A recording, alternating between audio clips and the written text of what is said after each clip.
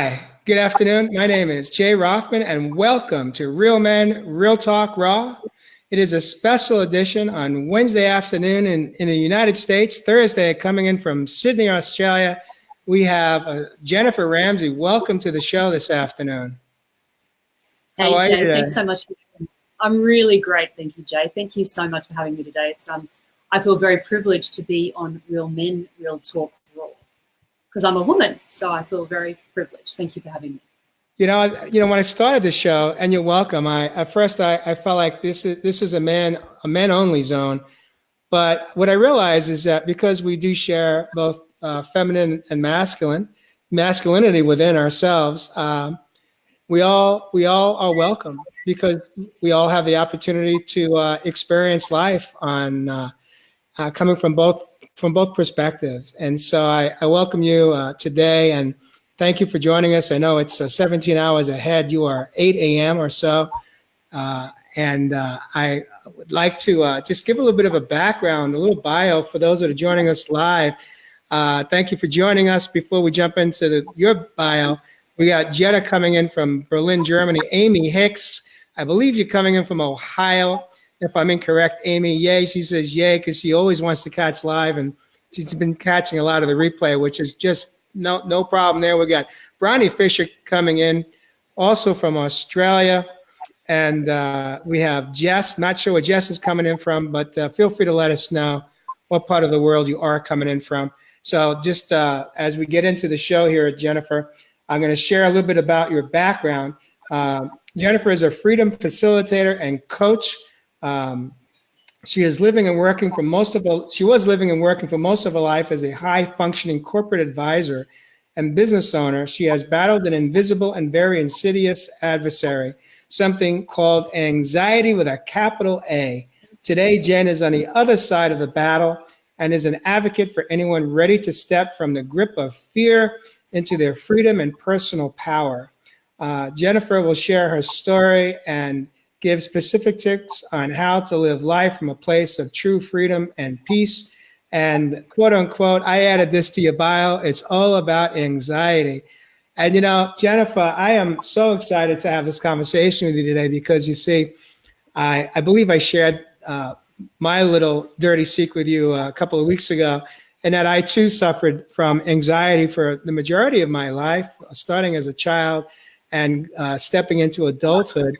And I was officially diagnosed by Western medicine in 1995 with a disorder called generalized anxiety disorder. And I was put on psych meds, 2 of them at the highest milligram dosage allowed to mankind for 21 years. And when that wasn't enough, they prescribed Xanax for me for breakthrough anxiety. So this is a topic that's really, really dear to my heart. And so I'm excited to have this conversation with you. And so welcome to the show. Thank you, Jay. Thank you. And look, yes, it's a bit like joining the club, isn't it, really? And it's something that is not spoken about enough. And that's one of the reasons that I felt, really wanted to come on today to really share my journey, because it is something that when you're experiencing it, you can feel very much on your own. I also just need to say, we do have in the studio, my little dog, Lucy. She may or may not be barking, so I'm just going to just introduce her here. She may or may not bark. I'm hoping that she won't, but I just want to just let everyone know that she's with us as well. But she's wanting to move on now, so she might just go and do her thing. But look, it really is, this is something that isn't spoken about a lot, Jay, and it's something that, as I said earlier, people can feel like they're very alone in it, and I know I did for a long time. I was actually someone who didn't really realize that I had official anxiety until a lot later in my life. But I had all of these reactions and sensitivities and these experiences in my younger life, like you, since I was a child, that were definitely signs and symptoms of anxiety. But I didn't know what I was dealing with. I felt ashamed of my responses. I felt that I felt I was some strange person, and I had these responses that I couldn't control, but didn't seem to be like anyone else around me, and I felt very alone in it. And it was actually very scary for a long time. Trying to conduct myself in the world, yet feeling that there was something quite wrong, but I didn't know what it was.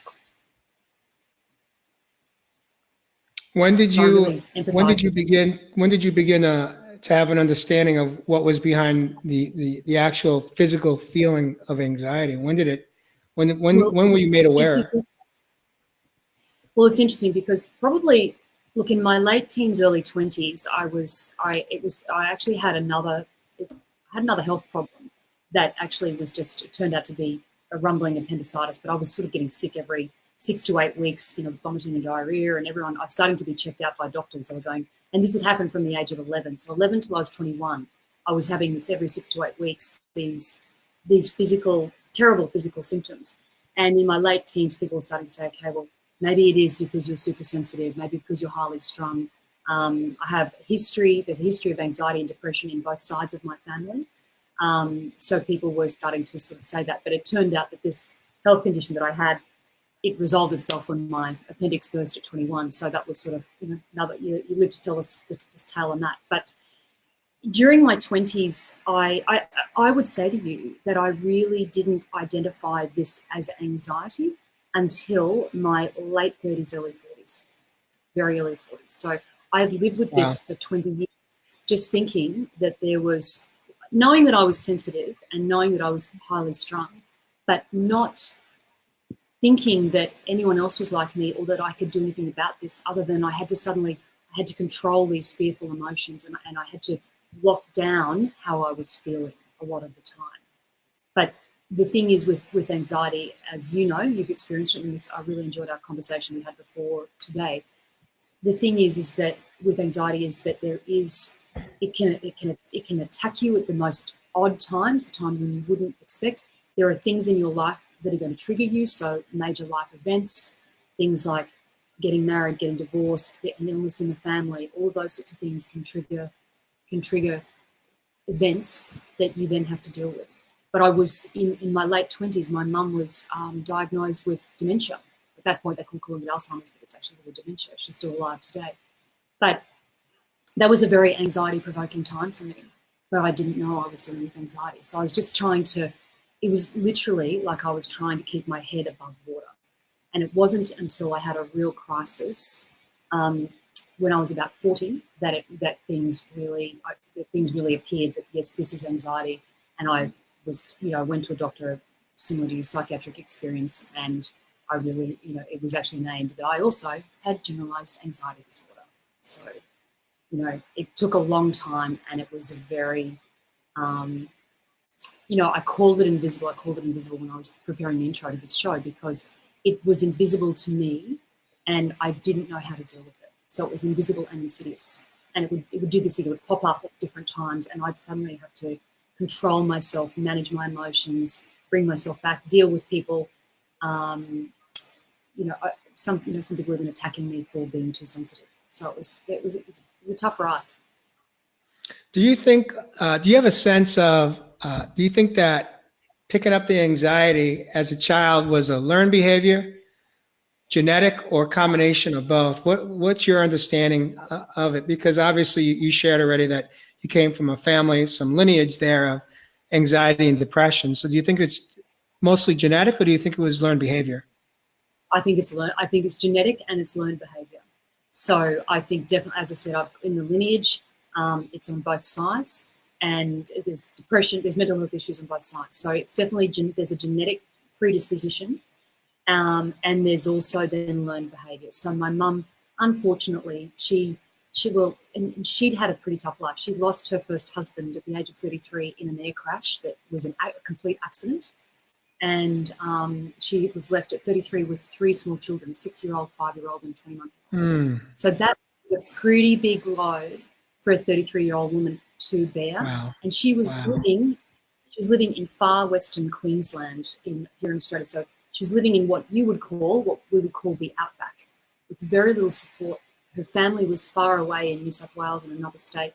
So she had to basically uproot her life, the life that she had with a man that she dearly loved, who was suddenly gone, and had to move interstate and start all over again, and single parent. And this is the 1960s that she's doing all of this. So that's sort of the background. And I think my mum is still an amazing woman and an amazing teacher to me, but that bred in her, a level of anxiety, a level of of depression that I think when I came along, you know, she then remarried 6 years later, I came along 9 years later, 10, 12 years later, you know, I took on board some of that. You know, I think I learned some of that. She had some of those behaviours. So it is, I do believe it's a mixture of learned and genetic. And I probably, while we're talking genetics, I'd like to say a couple of things.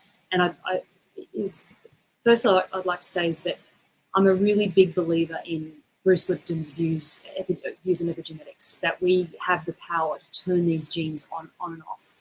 And I guess what I really want to say today is that I wanted to share my story, and I'm happy to go into that in a bit more detail for you. But I also want to say that I believe that there is a path through all of this, and there's a real path in terms of being able to really make a difference and a change in your life. And for me, you know, the Bruce Lipton stuff is really powerful because, you know, your thoughts, this is moving into the quantum realm, which I'm very much involved in now. You know, our thoughts shape our reality. What we focus on is what we get. How I behave is going to then, and how I even hold my body, and the way I physically hold and move my body is going to change how I respond to the world. So the other thing that came to light a few years ago from a genetics perspective is there's been a discovery around a gene called the Mthfr gene. So Mthfr gene, and this is a gene that can, and I read an article probably about 4 years ago now. It was starting to get some airplay here in Australia, and I know it's been written about in the US as well. And the Mthfr gene is a gene that if it mutates, and it can, and when we have genes, they can mutate on one side, so on one side or on both sides of the chromosome, and that's referring to your patriarchal and your matriarchal lineage. Basically, I don't want to get too nerdy here, but basically to say that you can have this mutation of this gene. And what that means, if the gene is mutated, what that means is that you don't physically have a chance to actually create an enzyme that then is the precursor to creating the feel-good hormones of dopamine and serotonin. And when I read this article about the Mthfr, I was like, this is super interesting, and I reckon I'm mutated on both sides. So I went to a really great integrative doctor here. She's a GP, but she also she's a holistic integrative doctor. And I said, could you please do this blood test for me? $70 later and a little bit of blood later, it's confirmed that I'm mutated on both sides of that gene. And I guess when I found that out, it made me feel a little better. So it's in that there was some physical situation that meant that I wasn't actually creating those feel-good hormones that other people can just create naturally. And so for anyone who's experiencing anxiety, I would suggest, if you can, get yourself to your doctor and ask for that blood test, because the way to deal with it, I deal with it through supplements, through mineral supplements. I don't deal with it through using Western medicine or chemicals. So, and it actually has really been a step in my healing recovery in terms of there are particular supplements that I take morning and night that make a huge difference and help my body actually start creating some of those feel-good hormones. So, you know, I think the other piece of work that I've done is around the quantum, my whole view of the world in terms of what I focus on is what I get, and that's a whole story. But in answer to your question, I think, yes, it is environment, it is genetics, there's epigenetics, and there's also this thing called Mthfr that I think more people need to know about.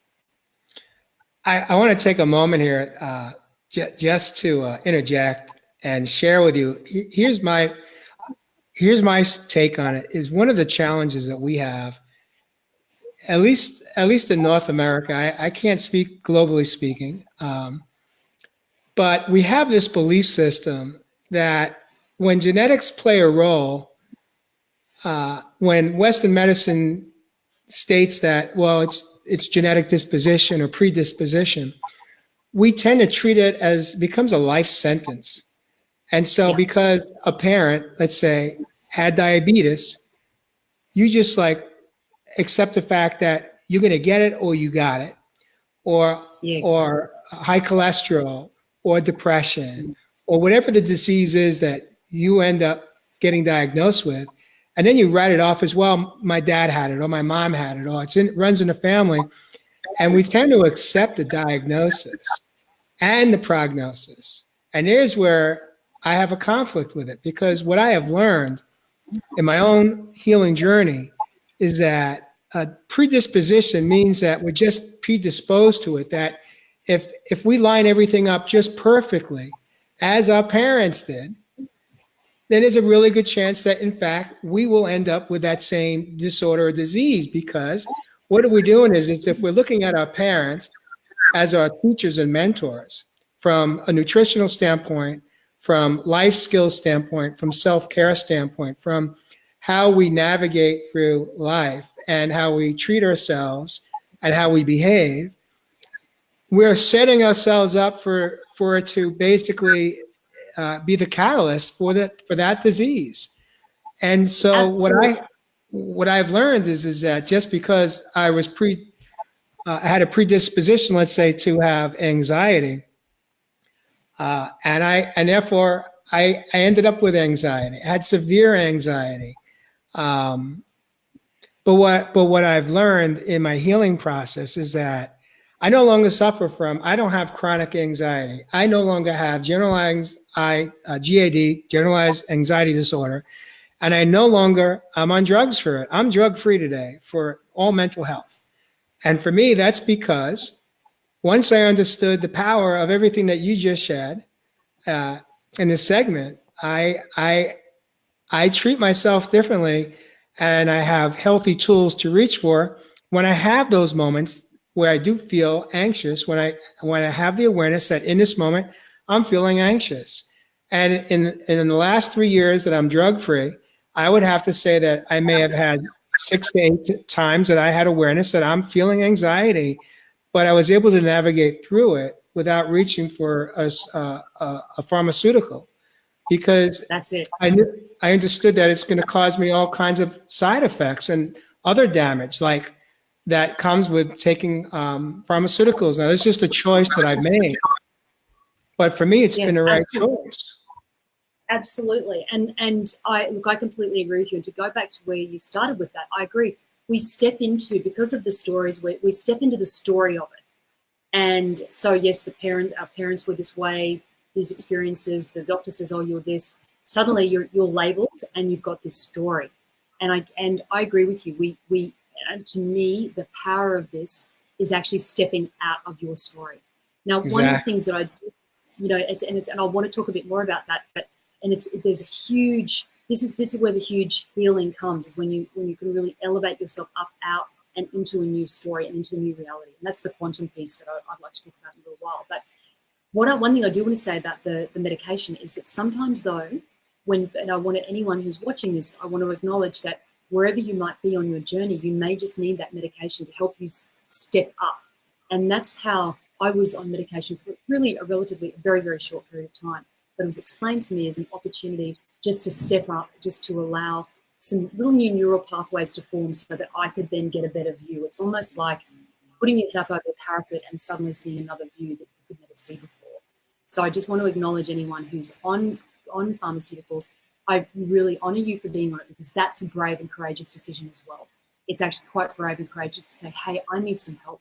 I'm going to call on this right now for some help, knowing that it's not my long-term view, but it's just going to give me that little bit of help.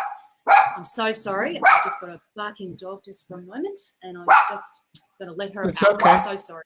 No worries. You could pick up your little pup there.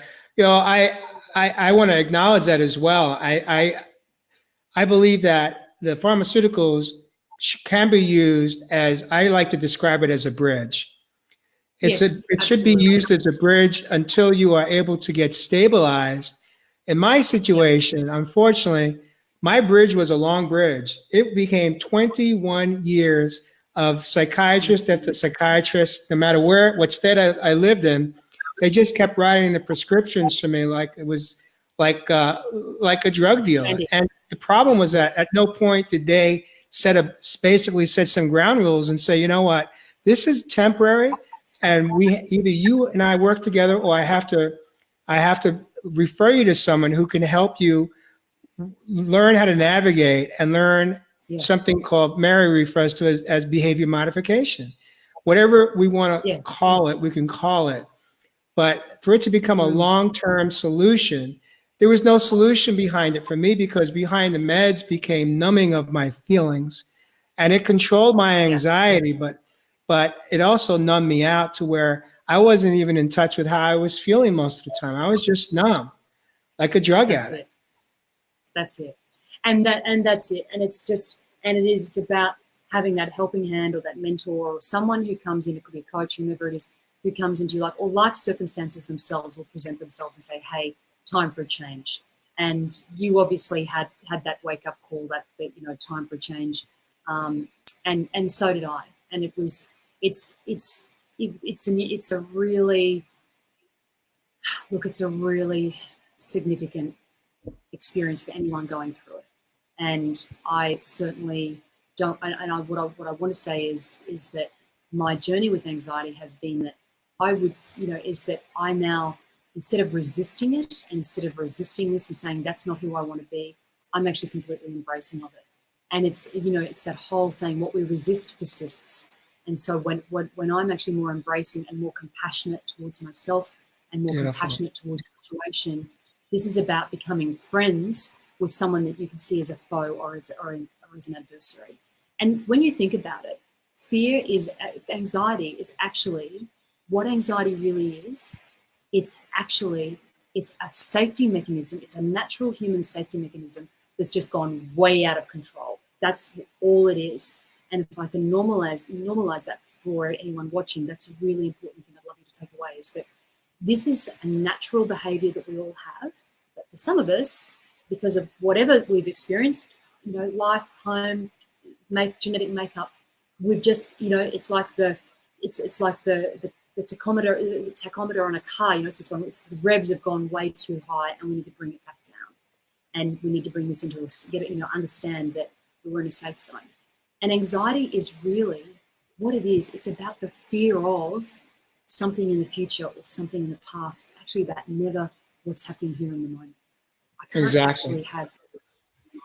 But this is a journey people and need to go on, and it's about, for me, it was about stepping out of the story of the anxiety. I had to step out of what was going on. I had to step out of the circumstances that I was experiencing in my life that were creating the anxiety. I had to step up out of that. And as I said, put my head above the parapet and say, okay, what's another story? What's another life that I could subscribe to? And I probably now, Jay, might be a useful time just for me to, I guess, share a little bit about my backstory, if you would like. Would you like me to share about that now? I'd love to hear it. Sure. Yeah. So as I said to you, in my late teens, early 20s, I was certainly seen as a sensitive, highly strung person. But again, the word anxiety wasn't talked about back then, and it wasn't something that I could, that I saw myself as. And I spent my 20s, as a high functioning anxious person, and I was working in corporate then. I got involved with actually really good company that were really good. It's a marketing, communication, PR consultancy agency where I was able to do incredibly good work, and I rose very, very quickly to a very senior position. So by my late 20s, before I was in 30, I was managing more than a dozen people, more than $1 million accounts. It was a huge workload, and but I somehow was managing it because it was feeding me. That was validating me in some way. Meanwhile, though, in my personal life, I was having a lot of questions. I had gotten married, and I had a lot of questions about all of my life, and I felt like I spent a lot of my 20s questioning, looking for the path, looking for the doorway to self-development, but I never could quite find it. And then things came to a head for me in my relationship and with my work, and I just realised that things had to change. There was certain pressures and certain expectations that were coming onto me. My husband and I had renovated the house, a whole range of things had happened, and I just realised that this was not someone that I could spend the next part of my life with, having children with. It would be a bridge too far because of the level of responsibility that I felt, real or imagined. And again, I'm just going to say here, he's a beautiful and amazing man. And I would say to you, with all humility, it's the things that I imagined that could be that perhaps might never have happened. But anyway, that relationship broke down. I then I just went on. That was where my healing journey really began. And I was then introduced to a whole lot of self-development programs here in Australia that really were fantastic. That was modelled off the Tony Robbins model, very really deep and very high quality work, where I was able to really look at the masks that I was wearing, start to step into my own self-worth, all of those sorts of things. And I got a life coaching qualification, and I started actually then working for myself. So it's a long time ago now. And so I would call that healing journey part A.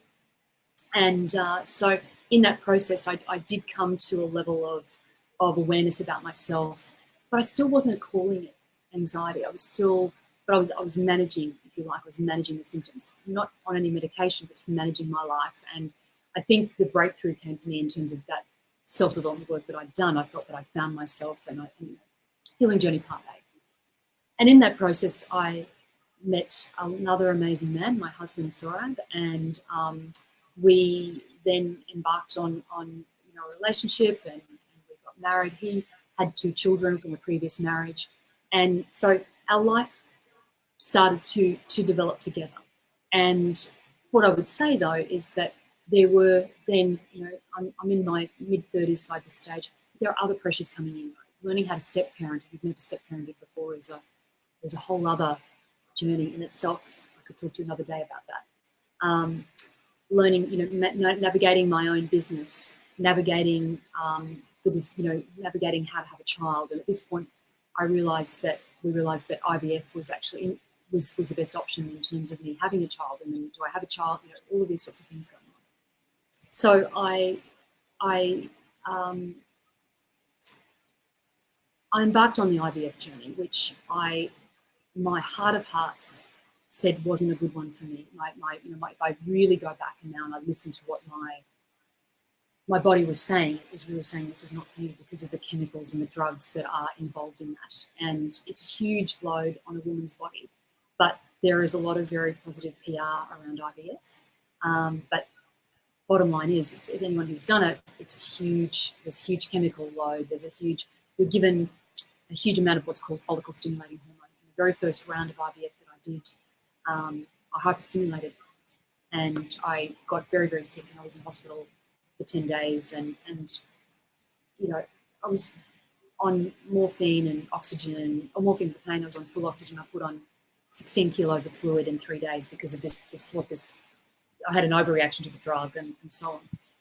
And so I came pretty close to death's door. It was a fairly scary experience. And things just went downhill from there for me psychologically. I think while I came through that physical experience, the emotional and psychological impacts were really profound, plus the other pressures around in my life. And I've got elderly parents. There's a whole range of things that were going on. My father had a severe heart attack, almost died. My mother's got dementia. There's a lot of stuff going on. And things really just went from bad to worse. And in the end, I wasn't successful with the IVF or have a child of my own. And that's when I really hit rock bottom. And that's when I was really diagnosed with anxiety, with generalized anxiety disorder. And it was the absolute worst time of my life. Mm. And, as a woman, you believe that you're going to grow up and have a child and you're going to have a family and all of those sorts of things. And so it was a very confronting time, and I was hospitalized, and it was a very, very low and dark time for me. But I guess if we look at this in the big picture, that was really where the door was opened in terms of the truth of who I was. They say that there's nowhere to run and nowhere to hide, and you can never outrun what you're avoiding. And I think I had been avoiding the anxiety. I had been avoiding this diagnosis. I had been avoiding who I was really, rather than embracing this part of me that really needs, the anxious parts of ourselves, these parts of ourselves that are so afraid. They need to be embraced. They need to be loved. They need a lot of compassion. And I had really shut that part of myself away for a very long time. And I had seen her as not good enough and not worthy to be part of this persona that I put on as the outside Jen Ramsey. But what I realise now is that she has every right to be here, this anxious part of me, and she actually needs to be embraced and loved.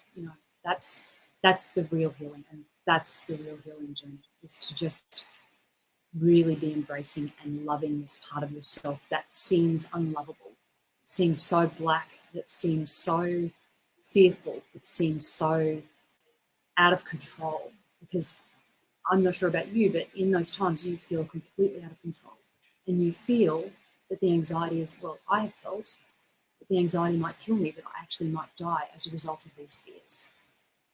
And so it's been a real 180-degree turn around, Jay, to actually say, you know what, that part of me that I was so shunning and so pushing away, I've just got to bring her in and embrace her and give her a big hug. And really just allow her. Because by denying that her, I'm denying a part of myself, and I'm not fully being authentically me. And I'm on this planet in this way, and I've come here for these lessons and this journey, and this is all of me, if you know what I mean. And I haven't really told this story a lot. This is the first time I've ever told this story online. So it's actually quite scary to be telling it, to be frank. But I also know that I also, I wished 4 or 5 years ago, when I was going through all of this, longer now, 6 or 7 years ago when I was going through all of this, that I had someone who could share with me what I just shared with you. And that's someone who had actually weathered the storm. So, yeah. Well, I'd like to invite you just to take a moment here to just take a nice deep breath and just be for a moment, just relax and understand that I want to just honor you in this moment. I want to thank you for feeling safe with me to share this story. We met a couple of weeks ago, and we had a video chat, just the two of us, and it was so beautiful. We connected like soul to soul, like instantaneously. I just felt that right away. And as I shared with you, this was just such a moment for you to come on and have this conversation. I so looked forward to it because this is such a challenge that I faced in my life. And I just, I thank you for having the courage to come forward today and just be. I do want to ask you, you touched on how you had climbed the corporate ladder. And my sense is, on some level, the anxiety actually benefited you to an extent when it came to business. It actually helped. It actually was a lot, is kind of like was the fuel, the energy behind your ability to perform well in business. I found that to be the same for me too, and I heard you say, is when on your personal life, it didn't work so well. No. And, for me, I'd say how I knew when I would, need to change my meds or up my meds was when I was less patient with my own 3 sons. When I would have anxiety, the worst of it would be when I'd be home with my family and my kids were young, 3 young boys. My 2 youngest were 18 months apart. And then my oldest was 3 years older than the middle. But when they were just being kids, just being toddlers, and I would lose control of them emotionally, I knew that I didn't like my behavior. I knew enough. I had that enough awareness, but I didn't know how to control it because I had such intense anxiety. And the only way I knew how to control it was to ask for help. Once I understood, like, this is not normal, but this was my normal. Yeah, that's exactly, yeah. Yeah. Does that relate? Can you relate to what I just shared about how it impacted your business? Absolutely. Yeah, absolutely. Because, and it did fuel me. It did, and working in that consulting environment, it's very high paced. it requires an attention to detail. It requires rocket fuel energy. Not everyone can do it. Not everyone wants to do it, by the way, but I could do it really well because I did. So the anxiety has supported me, but it was draining, and in the business sense, and that's why I needed to leave corporate, because I had drained myself out and of energy, because it's coming from this fear-based place rather than from a place of personal power and personal love. You know what I mean? If we boil everything down to the fact that we're either fear or love, then I had drained myself. It was like I'd plugged myself into the anxiety battery, and I had just really taken everything that I could out of my physical body to perform in that job. And yes, so yes, but you're right. At home, things were not so good. And my view on that is, Jay, is that when you're at work, you're still in the professional persona. There's still a facade, there's a persona, there's a role that we step into. And we're all playing different roles every day. And I shouldn't say facade or persona, but what I'm wanting to say is that when you go to work, there's a certain environment that requires you to behave in a certain way. And so the anxiety is managed, and it's directed in an appropriate way. But when you're at home, it is, our guards are down. We believe we're with people that we love and that love us, and that are going to support us no matter what. But it's actually very hard for those people around us when we are having those anxiety attacks. And when you're right, when it's high level and it's out of control. And I've had those experiences, and it's been, and my husband now, he's weathered some enormous storms with me through this. And it's been extremely, extremely tough on him as I've sort of come to these realizations. And I would say to you that, I haven't necessarily been my best person at home, but that's sometimes you're not. And it's about what, for me though, the realization came when I hit rock bottom, was that I had to focus on a new purpose. I had to create something new for myself. I could no longer drag anything. I couldn't take anything more from my husband or my family or my stepsons or my wider family. I had to actually step into a purpose that was my own. And that was, something that I was self-generating. And that was also part of the healing journey. So it was about realizing that realizing that this was who I was, and this is what I was dealing with, but I could still have a life, and I could still have a great purpose, and I could still, expand in a great way. But I just needed to be more, careful, needed to be more nurturing of myself in that process.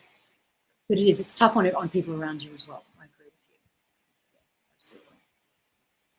And How are you doing right now? How do you feel like being right here? Physically right now? Here? Mm-hmm. I feel, as I was sharing the story, my heart was beating, because it's you're sharing the deepest part of yourself. But I actually feel now, I feel glad that I feel glad, and I feel, I don't know if I'd say relieved. I feel, it's the truth. For me now, it's actually better to be sharing my truth and being transparent. This is the most important thing to me now in my life, is actually, you'll take me or you'll leave me, depending on what I've said. Not everyone's going to love everyone. People are going to, a friend of mine says, she says, I'm either your flavor or I'm not your flavor. So I guess now that's the next level of my evolution, in terms of just really, I'm feeling fine, because, I have been transparent rather than trying to hide behind a mask of perfection. Because along with the anxiety, for me, came this huge, huge mask of perfectionism, and that things had to be a certain way, and so on and so forth. And that's extremely tiring. If we say that anxiety is draining, perfectionism is another very draining behavior. And I feel I'm now more, by being authentically myself and sharing my story, I'm more calling on my own authentic power. And that's really, really the most important thing to me right now, is to be true to myself and to be true to you or anyone that I'm speaking to. To be transparent with myself.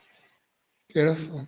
You said something earlier in the conversation that I'd like to kind of go back to. Is I'm going to paraphrase you, but you alluded to the fact that Anxiety is just another emotion, and you welcome it in the moment. And I want to expand on that just for a moment, because I have experienced that when I started to have the awareness and I could raise my hand and tell myself to someone else.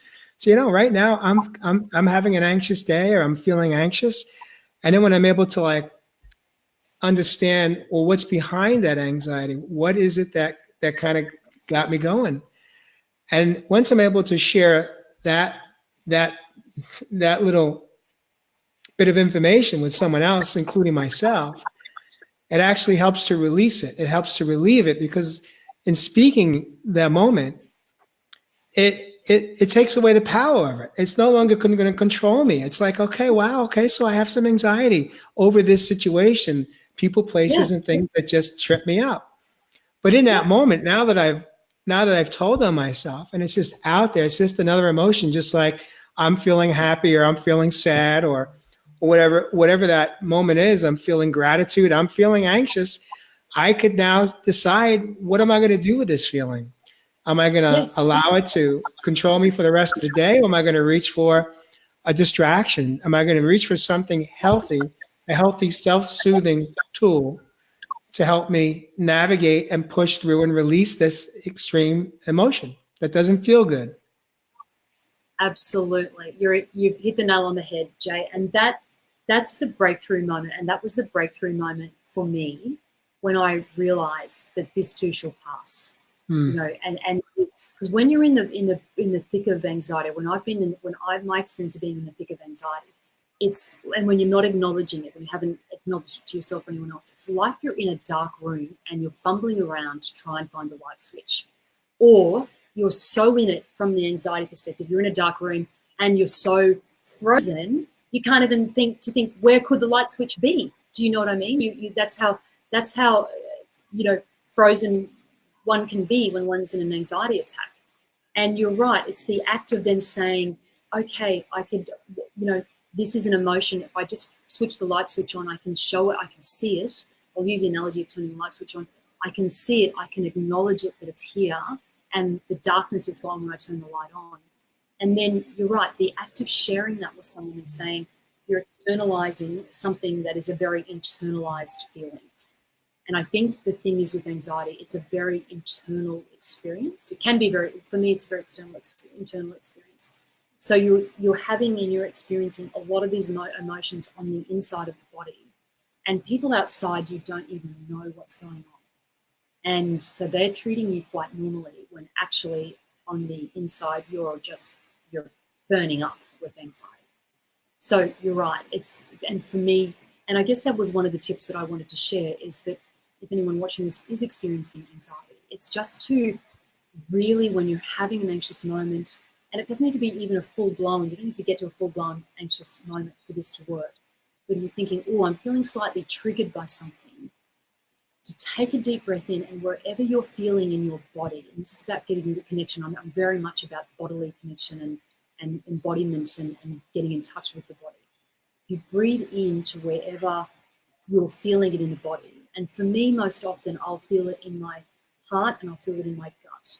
Most often in my gut. So what I do is I just shut my eyes and I breathe all of my loving energy into where I'm feeling the anxiety. And what that's doing is it's acknowledging it, and paradoxically, it'll start dissipating. And that's a really, really powerful technique that anyone can use at any time. We've all been given this beautiful power of the breath, and we can all use it. It's just knowing and believing that that tool can work for you. And sometimes it takes a little bit of practice to make that work. I've got other family members who experience anxiety, and they talk to me about how to deal with it. And I say, number one, acknowledging and breathing into it, really letting it be there, like really acknowledging, hey, you're here, I'm breathing into you, I'm really acknowledging you, and I'm letting you be here. And as you say, then it dissipates. So that's really powerful. It's a very powerful thing that I've done as well. How does self-care play into anxiety for you? What do you do for yourself, if anything? to manage Yeah, it? Do you have to manage your anxiety, or is it gone most days? It's gone most days. Well, what I'd say to you is that it's gone. I'd say I don't experience it most days. I would say to you, it's an emotion. I love what you said earlier. It's an emotion I can experience, like happiness, sadness, or whatever. But I experience it where I might have once experienced, a lot of it in a day. I now experience either nothing or a very minimal amount of it. And self-care plays hugely into that. I'll talk a bit about that in a moment. But I guess I really want to reinforce anxiety is not something that I now think it has to be gone from my life. Anxiety is now something that I say, okay, this is an emotion I'm experiencing right now, and this too shall pass. Like, that's one of my really core, that's a real mantra for me, is this too shall pass. And if you look at the clouds in the sky, we know the clouds are coming and going all day, every day. And it could be sunny and bright and blue right now, and then in half an hour's time there could be a rain cloud coming, and then in half an hour later the sun's back out again. This is how our emotions are, and this is where, I don't know if you want me to go next level on this, but this is where we step away, where we actually need to move ourselves into the position of observer rather than being in the emotion. So this is where I'm starting to actually be the observer of my emotions and my experience, rather than being inside my emotions and my experience. I think that's a really, really critical. I love that. Really I love that. critical thing to understand.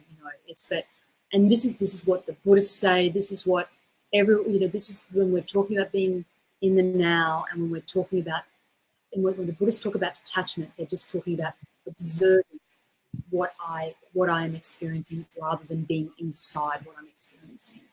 And I think when you're in a high-level anxiety attack, you are inside an experience. And as I said, it's like you're in that dark room with the lights off, you can't see. That's just to get a bit meta there. But in terms of self-care, absolutely huge. And I think my journey, or I know my journey has been, is where my self-care is a step towards self-love. If you still feel that maybe you're struggling with this uber concept of self-love, this is self-care at its fundamentals. I'm not talking about self-care in terms of going to get my nails done every week or going to have a massage every week. I'm talking about daily self-care. Jay, I think you and I really resonate on this one, but I'm really talking about daily self-care. I'm talking about my morning routine, which is I get up, I meditate as soon as I'm up. I do yoga. I do some yoga postures. There's some particular yoga postures. I've been doing yoga for years now, and it's absolutely one of my go-tos in terms of calming down. And then I dance. So that's my morning routine. That's my core morning routine, and that's my non-negotiable. That's a morning routine. There's other things that I do during the day that I'll share with you, but those three things I have found have been really powerful. So the meditation is about grounding, it's about gratitude, it's about forgiveness of self. So forgiveness is a very important part of this journey, and A Course in Miracles talks about the power of forgiveness, and it's fundamental. If I am forgiving of myself, and I'm forgiving of you or anyone that I meet, then I am that much closer to enlightenment. And that's really where it's at for me. So my morning routine is about forgiveness, acknowledgement of myself. Then the yoga is about getting the breath going in the body, oxygenating, because this, we're living in this vessel. A lot of people who are possibly watching this, who are empaths, who are light workers, who might sort of be zinging about all over the place, doing a lot of work in the ethers, and I really acknowledge and honor all of that. But guess what? We're here on this human physical plane having a very human experience. We've got to really love and nurture this vessel. So that's where the yoga, the breath work, I do a lot of breath work, yoga and breathing comes in for me. And for me, yoga is about breathing. And then the dancing is just the joy, it's the fun. And music is a very high frequency, and high frequency thing. I guess this is where, from a quantum perspective, this is where my real breakthroughs have come through, in terms of really saying, hey, regardless of the Mthfr gene being mutated or not, and in fact, I might get that. I'm going to, in a year or two's time, I'm going to get that blood test done again to see if maybe it's gone back again, because I believe I can turn it back on. If I believe everything I say around the epigenetics and the fact that what I focus on is what I create, then if I adopt a new story about my life and I adopt a new routine in my life, of self-care, then I can create a new reality for my life. And the other things in terms of self-care, it is, for me, it's about taking those supplements every morning. It is about, I also exercise. I walk my dog twice a day. I make sure that I get enough sleep. I drink lots of water. I don't smoke. I drink a little alcohol. I like a glass of champagne, and I like a little bit of dark chocolate. And I eat well. I eat whole foods, and I really just try and look after the vessel, because that old saying, the body is a temple. Well, it is for this journey that I'm on, for this lifetime. It is my temple, so I better try and treat it as nicely as I can. So that's self-care. How do you find time for this self-care? Well, it's just about. Yeah, because I just want to say one thing. So many people, I hear them say, I just don't have time. I mean, I'm just so scheduled out. So how do you create time every day? If you can't find, and my comment, where I started with this was, I'm just going to find 10 minutes for myself in the morning. And the yoga piece was actually where it started. Was I really started just with 10 minutes. I say 10 minutes for yoga, if I can find that. And it really is, if we can't, I guess my challenge is, if you can't find 5 or 10 minutes for yourself every day, there is something really not right with your picture. There's not a commitment to self-care or self-love. And you might be saying, yes, I am committed, but its actions speak louder than words. And I know when I am doing, that morning routine that I just described to you, the yoga, meditation, and dance, that's a half hour, 10 minutes of each. It might vary. I might do more meditation, more yoga. But there's a 30-minute window that I'm in there for myself every day. And the power of that is that when I'm filled up, when I found the power of when I'm filled up, when I'm grounded, oxygenated, I've moved, my mind's in the right space, I am 1000% better for my family, for my partner, for my dog, for my work, for my community. It's the thing that fires me up every day. You know what I mean? And the other thing, it's interesting, saying scheduled out. The other thing I'm really working with at the moment is I'm really working on in my business and the rest of my life. I'm actually really focusing on what's the thing. I'm looking at Pareto's principle. What's the one thing that's going to get me the best results in my work, in my friendships, in my relationships? There's a million things that I could do, but if we look at the Pareto principle, we know that 20% of our activity gets us 80% of our results. I'm now really working on that. I'm actually dramatically addressing my schedule to really pull in the things that I think are actually going to give me the best bang for my buck in my day. And it means saying no to some things, and it means saying yes to other things and cutting some things out. So, but to get back to your question, just start with finding 5 or 10 minutes a day for yourself in the morning. And the morning's a really good time because kids can be asleep. You can get up before the kids. The phone isn't ringing. The emails haven't necessarily started yet. You're in a quiet zone. So that's what I would be recommending, to find that time. And start small. Remember, this is all baby steps. This is not about saying, right, I'm changing my life and now I'm going to meditate for an hour and I'm going to walk for an hour and I'm going to do yoga for an hour. That just might not work right now for you. But 5 minutes of each of those things could work for you. And then you might go, wow, that's making a difference. So I might do a little bit more. Thank you. Thank you for sharing that. I want to ask you a little bit about affirmations. We haven't touched on that, but I suspect that you know a little bit about positive affirmations, and how does that play into your healing of yourself today? That's a really interesting question, because affirmations are there, but it's actually, there's a couple of steps before that I really focus on. And again, this is the work that I've done, and this work in the quantum space, and the work that I've done with the lovely Jessica Alstrom, who you and I know very well.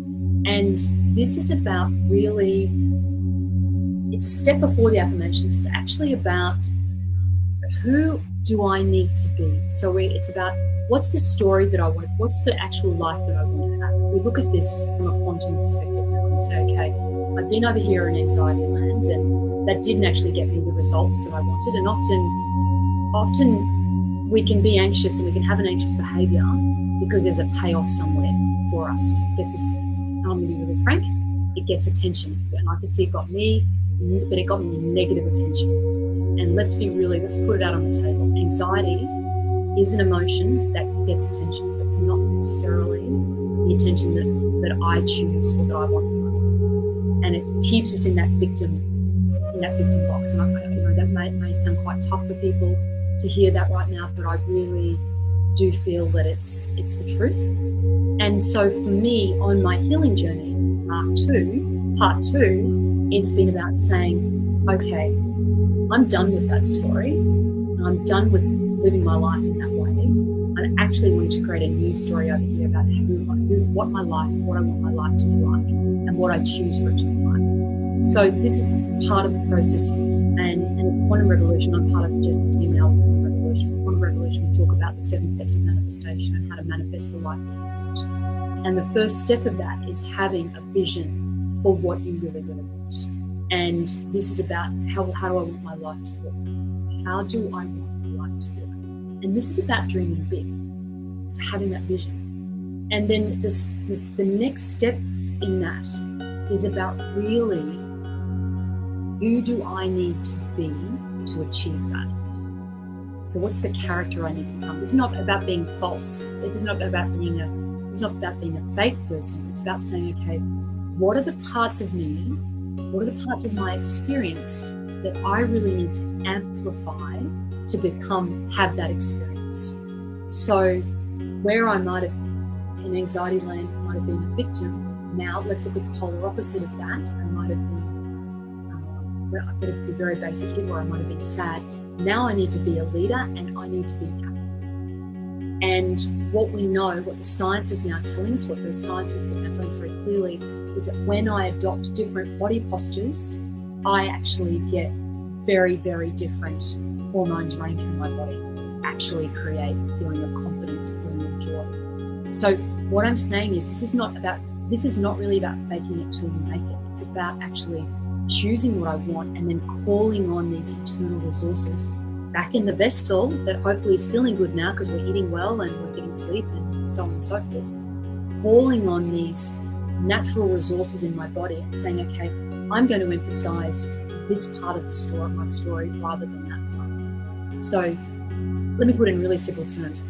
Today, instead of cooking the fruit cake that I might, the boring old fruit cake I might have been cooking for the last 20 years, I am going to cook the most amazing gluten-free berry chocolate hazelnut delight. And it's about me choosing the ingredients that go into that. Does that make sense? So that who I'm choosing for that. Absolutely. I mean, yeah, if I didn't know I didn't have another sister, I'd swear you're my sister. Oh, really? My second sister. Yeah, because I mean, we're speaking the same language. It doesn't matter that you're in Sydney, Australia, and I'm coming in from Scottsdale, Arizona.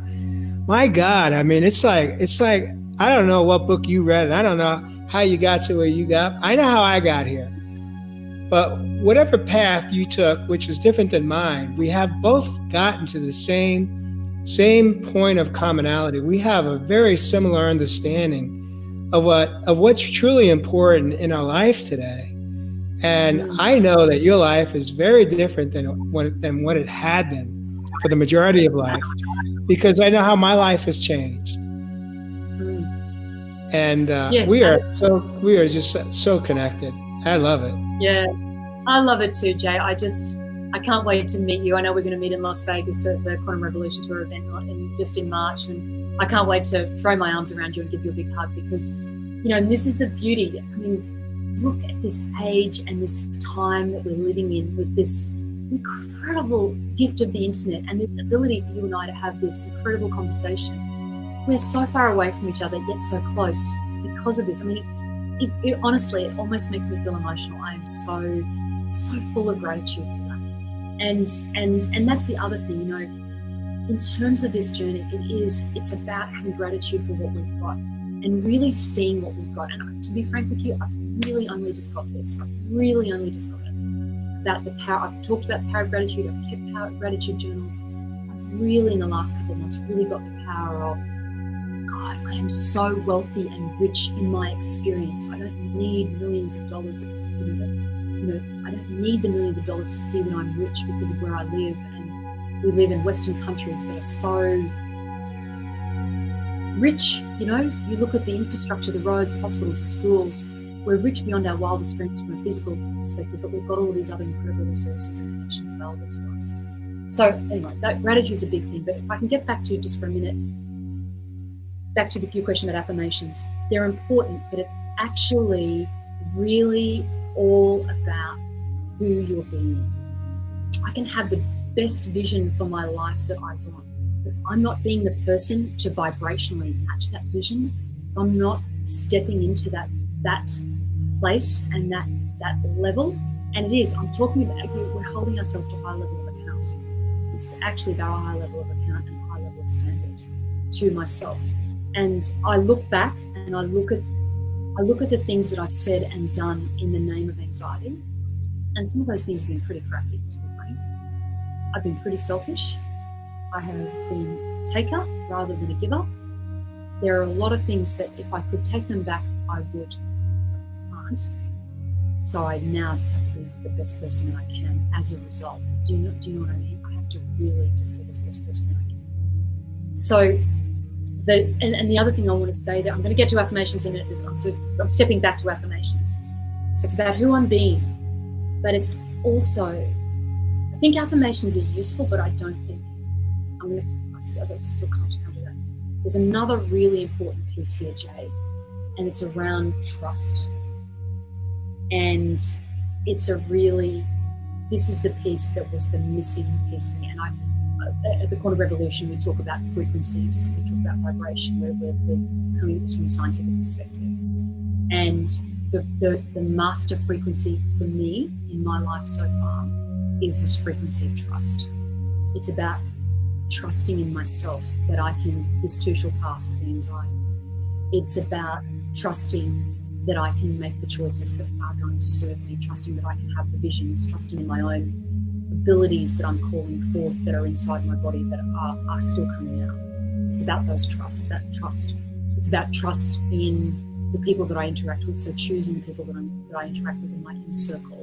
And Jay, you're part of that now, so trusting you and trusting, my inner circle. But then it's also, and this is the big trust with a capital T, it's about trusting in the big fella, the universe, spirit, God, whatever you want to call it, but trusting that we are thoroughly supported and that we are not alone. And this is particularly on the anxiety ride. It's vital to really understand that we're not alone. When anxiety is bred from fear of aloneness. My anxiety, you asked me earlier in the interview what was driving, what's been the driving force behind the anxiety, and it's this fear of abandonment. That's the master driver in that behavior. And so now, it's funny you say that. Excuse me. It's funny you say that. I posted something this morning. Russell Brand.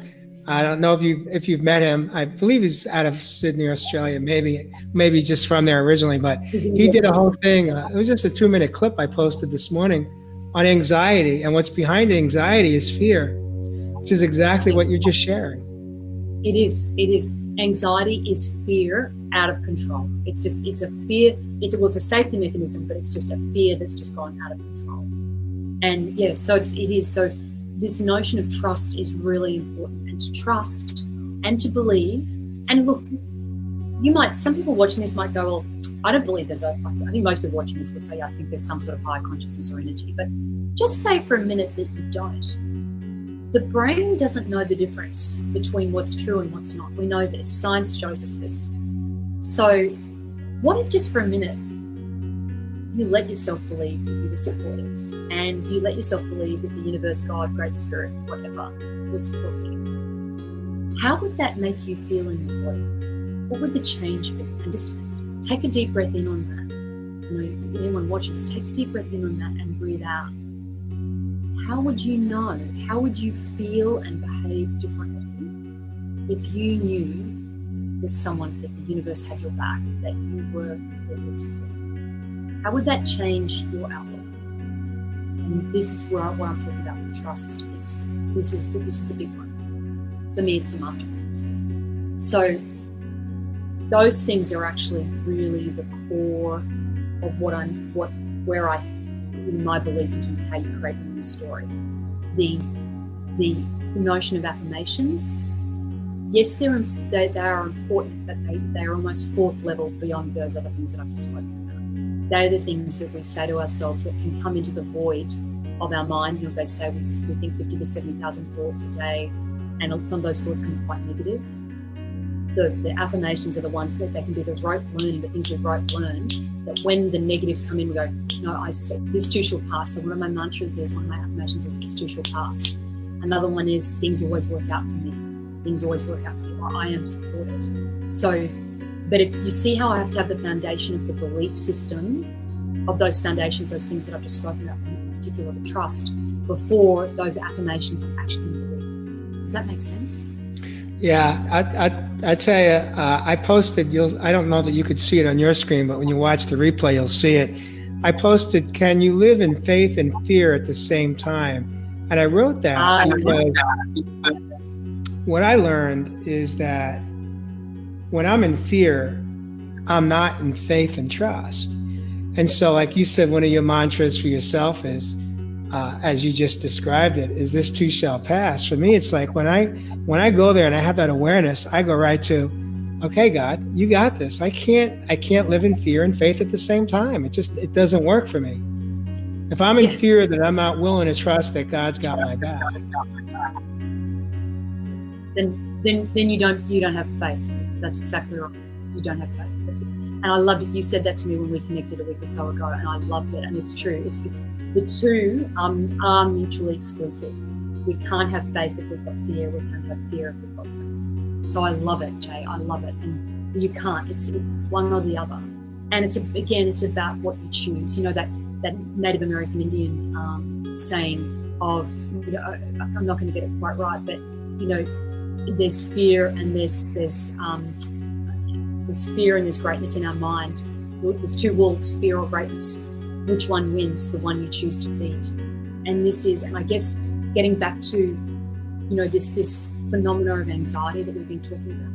It is, my experience of it is that it's a lot of driving negative. It's a lot of thought processes. It's like and what we know about the brain now is that we've got these neural pathways that are like very well-worn tracks in our brain. And the anxiety is like, for me, for many years, it was like a superhighway. You know, it was like a German Autobahn. You know, it was such a well-worn track. And then what I've done is that through all these practices that I've been speaking about and these realizations and the work that I've done, is that I've said, okay, I'm leaving that. I'm actually not going back on that road anymore. I'm carving out a new road over here. It's quite different. And in the beginning, that can be tough and scary. You need support and mentoring and, you know, whatever it is that you need. But it's actually about really carving out this new. It's a choice. It's choosing a new road, choosing a new path, choosing a new story. So affirmations are in there, but they're supported by those other things.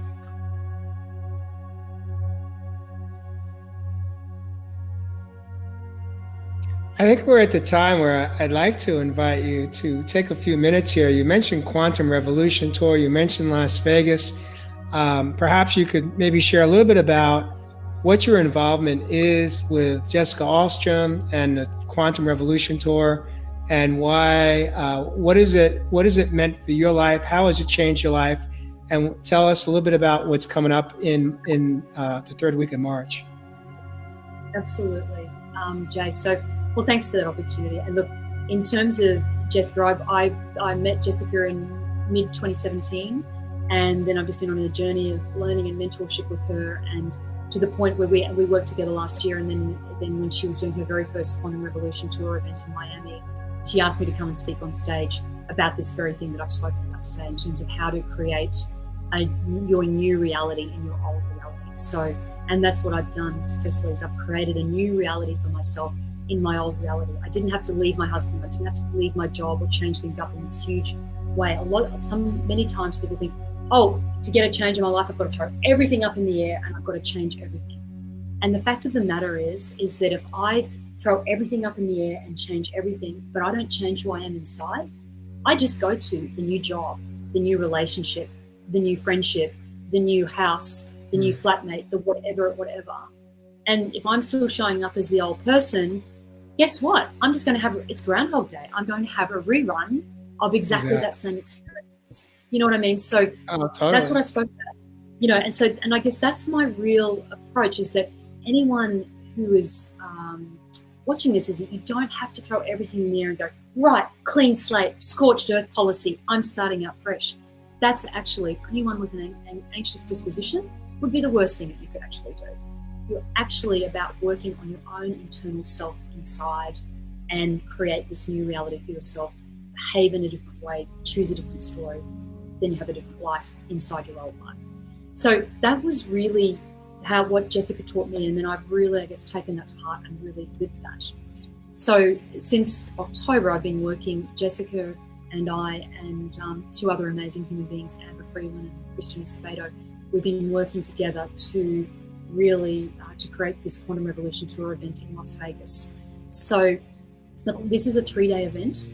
It's a very experiential event where basically we're going to come into a quantum environment. And what I mean by that is, this is not your average workshop. It's not about sitting in a workshop with a big notebook and taking lots of notes and hoping that you get the answers.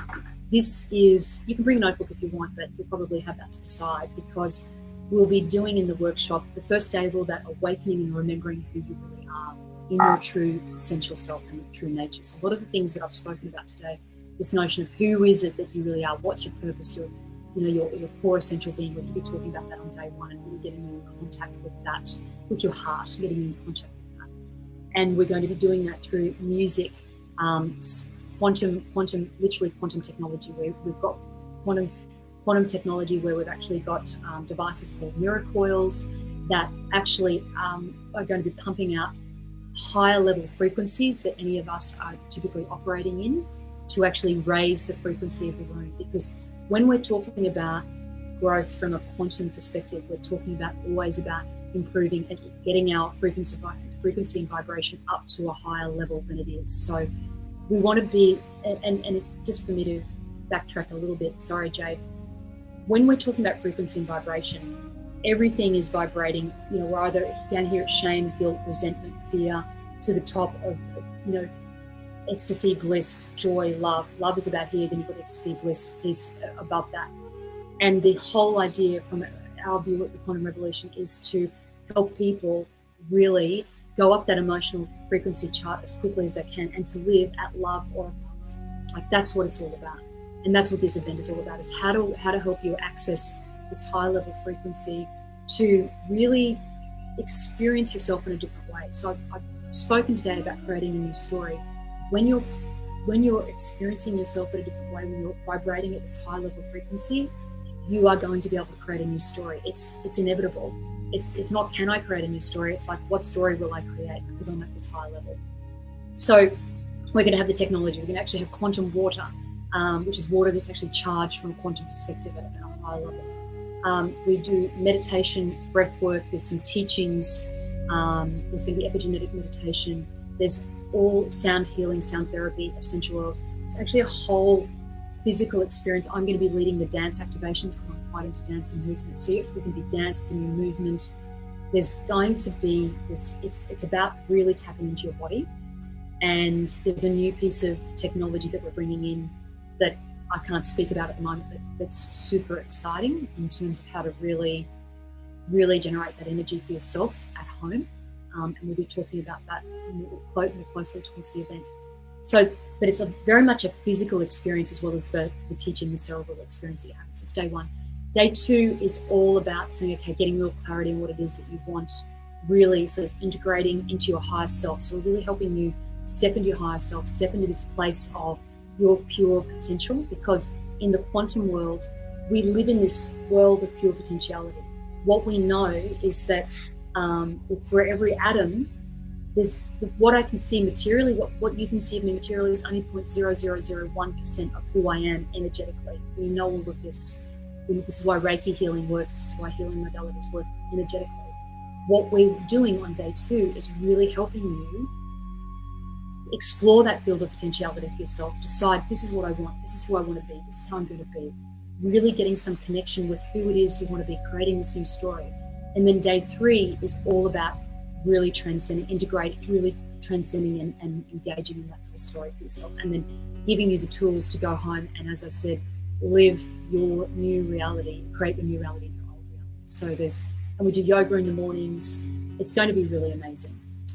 So it's a 3-day event. It's at the Red Rock Hotel. And at the end, we're also going to be doing something. And for Jessica and I and the team, this is actually it's even more powerful. At every event, we're choosing the events to be in particular places on the planet where healing is required.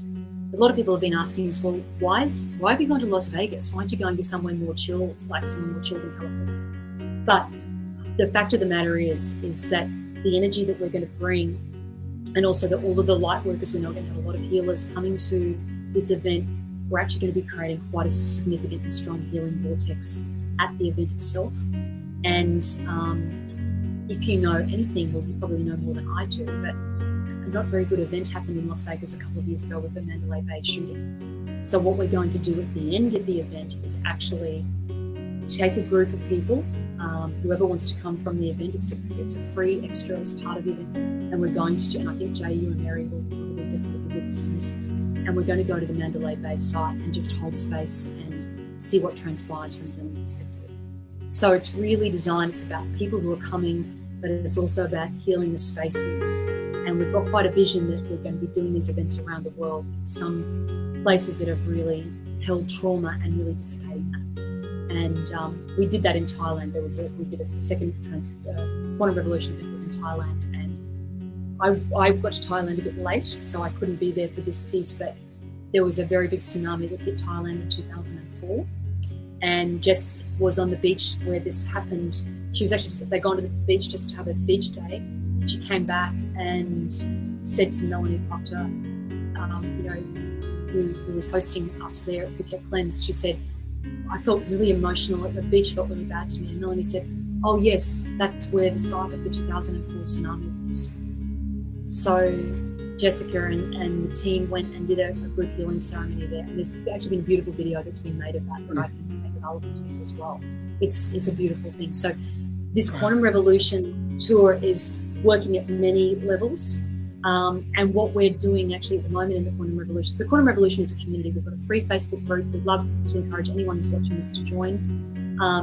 We're also running in the lead up to the Quantum Revolution tour, and I need to get you and Mary involved in this, Jay, is something called the Warrior Training. So it's 8 weeks of doing a lot of shadow hunting and clearing before we get to Las Vegas.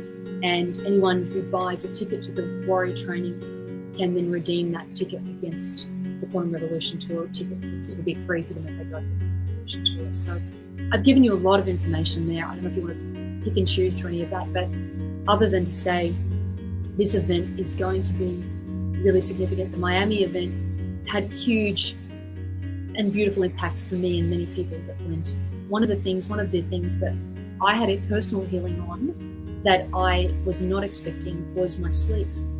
I have really suffered from insomnia for many years, part of the busy-mindedness that I have. And I came away from Miami and I traveled through 3 time zones to get there, 24 hours to get from Australia to Miami. Crazy. I was only there for 5 days. I came back, but something happened. I got a healing for my insomnia by being in the Miami event. And I can only say it was the energetics, the breath work, the just what we created there. So I can't imagine what's going to happen in Las Vegas. I think it's going to be huge. So I can't wait to see you there and participate in it with you and anyone who wants to join us. I would really encourage you to do it. Thank you, Jennifer. I appreciate that. Yeah, I heard, you're a testimonial to what transpired for you, and Donald Scher, who is also in Miami, has shared a lot of his experience with me, and I can speak for myself. I'm really excited to participate in this 3-day event. Very excited about it and to see what will unfold in my healing process and journey. Continuing to peel back more layers of the onion, as they say. We are way over time. Believe it or not, it's at 23 minutes after the hour now. What I would like you to do is, if you're up to it, perhaps maybe just share some some parting words, some words of inspiration for those that may be still challenged with anxiety and panic attacks, which is a higher level of anxiety. Some words of wisdom that may, someone can hear something that may help them begin their healing journey. And then we'll close the show out. And again, thank you so much for being here, for joining me today. I suspect we may have you come back into the studio, maybe either before Quantum Tour or after, and we could have a conversation about what transpired for the two of us together. I'd love that. I think that'd be really fun, Jay. I would love it. Yeah, absolutely. So let's definitely do that. Look, I want to reflect back on this whole journey of anxiety, is to say that for me, the healing has come in terms of embracing that part of myself rather than trying to shut that part of her out of my life and in the dark and not acknowledging her. Actually really bringing her into my life and really embracing her. And allowing myself to be whole in the anxiety. And it's this acknowledgement of the anxiety that really dissipates it. So it's paradoxical, but it's actually true. It's when I acknowledge and love and accept. And look, love might be too strong a word for it, but it's just even the notion of acceptance. Acceptance is actually what love is all about. So it's about accepting that part of yourself. And the other thing too is just when you're in the height of an attack, when you feel like you're in the panic attack or you're in the dark room and you can't find the light switch, you're so frozen you can't even find the light switch. If you can just remember these words, that this too shall pass, and to start breathing. We've been given this incredible power of breath. It's the breath of life, but it's also the breath of healing. So to breathe wherever you're feeling that anxiety in your body. It could be in your little toe, it could be in your tummy, it could be in your chest. Your chest could feel like it's thundering, so much. Just breathing into that, allowing the feeling to be there, acknowledging it and accepting it, and it will, I promise you, dissipate. And you may need to do this 10, 20, 30 times a day, but you will start finding relief. And there are many more things that I can share with you, but I'm mindful of time, but those are the two things. Know that you can, and that's the final thing, is you can create a new story for yourself out of all this. It is completely possible. I can do it from where I was, so unknowing, so lost in all of it. And I really was. I had lost virtually everything in my life. If I can do that from that unknowing place and to be in a better place with it all today, then so you can too. So I just wish you lots of love. I want to say thank you very much, Jay, for this opportunity and for the amazing, amazing work that you do on this program. It's just phenomenal the way you're reaching out to people globally, and we are so lucky to have you doing this. So I just really want to thank you for that as well. You're a really courageous, honourable, fine man, and I feel very honoured to work with you.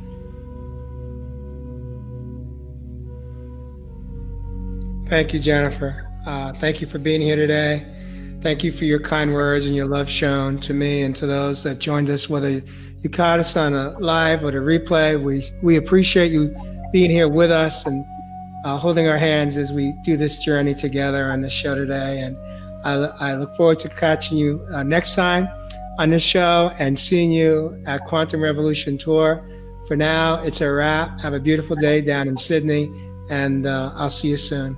Thank you so much. If you could do me a favor, two things. If you could stay in the studio for just a few moments after.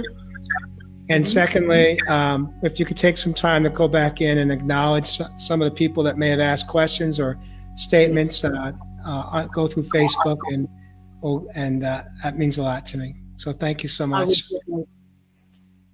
We'll catch you next time on Real Men, Real Talk, Raw. Thank you. See you soon.